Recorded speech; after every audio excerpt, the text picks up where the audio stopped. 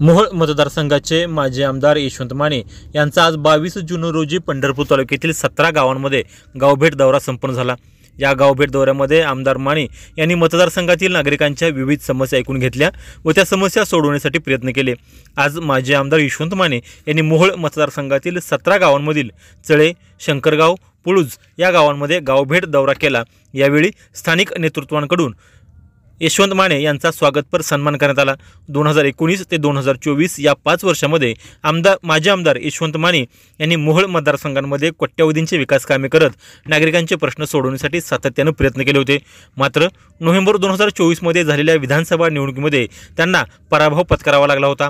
मात्र त्या पराभवाचे कोणतेही शल्य मनाशी न बाळगता मतदारसंघातील मतदारांनी 96,000 मतांचे दान दिले असून त्या नागरिकांच्या सेवेसाठी आपण काम करत असल्याची भावना ही माने यांनी यावेळी व्यक्त केली।